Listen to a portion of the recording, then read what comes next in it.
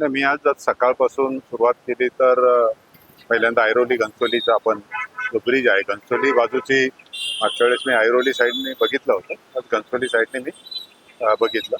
जवळजवळ आता 89 पियर आपल्याला करायचे. 44 पियर आता पूर्ण झाले, 50% पियर कम्प्लीट झाले.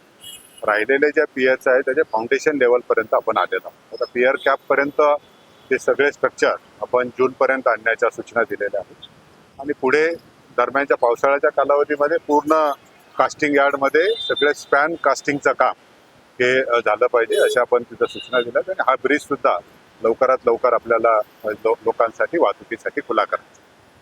त्याच्यानंतर आपण जे नाले सफाई पावसाळ्यापूर्वी आपण नाले सफाई करतो, स्वच्छ भारतचे आता कामं चालू आहेत, तेही मी पाहणी केली.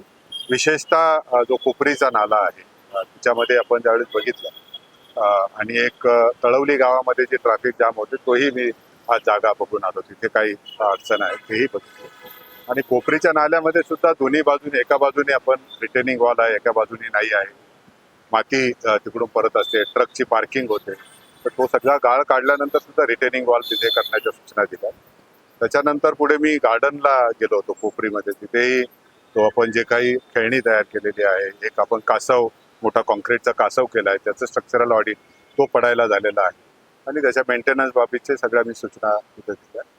आणि आता मी इथं ऑरेंजा कॉर्नरच्या इथे ज्यावेळेस उभा आहे तर हाही मोठा नाला आहे, 15-1 फूट आता जवळजवळ सिल्ट त्याच्यात झालंय आणि याच्यामधलं सिल्ट पूर्ण काढून घेऊन जसं आपण बाजाराच्या बाजूने, ट्रक टर्मिनलच्या बाजूने जसे आपल्याला पार्किंगला एक आपण भिंत बांधलेली आहे STPच्या बाजूने, तशीच एक भिंत रिटेनिंग वॉल ऑरेंजा कॉर्नर पासून ते पूर्ण आपल्या ह्याच्यापर्यंत पुढे कुठलं हायवे पर्यंत, पाम बीचच्या पर्यंत तोही सूचना दिल्यात आणि पूर्ण गाळ काढण्याला STPचं पाण्याचे सुद्धा पाईपलाईन जे आहेत त्या सुद्धा लिकेजेस आहेत त्याही पूर्ण करायला तिथे सांगितलेलं आहे. मला वाटतं की ही जी कामं आहेत ही पावसाळ्यापूर्वी पूर्ण होतील अशी सर्व यंत्रणा तर आहे, पण आता त्यांना त्यांच्या मागे राहून ते पावसाळ्यापूर्वी ही सगळे नाले जे आहेत, खरं नाले आतापर्यंत साफसफाई होत असताना आपण फक्त गवत काढणे, अडथळे काढणे एवढंच काम झालं. पहिल्यांदा मला वाटतं की हे सगळे गाळ काढण्यासाठी सुद्धा आपण आता सुरुवात झाली. निश्चितपणे त्याचा फरक नागरिकांना दिसेल आणि पावसाळ्यामध्ये होणारा जो त्रास आहे आणि एरवी सुद्धा त्याचं जे पाणी येतं, भरतीचं पाणी येतं, त्याच्यावरही काय उपाययोजना करता येईल त्याच्या मी आता सूचना दिल्या. निश्चितपणे याच्यामुळे सुधारणा होती असं मला आशा.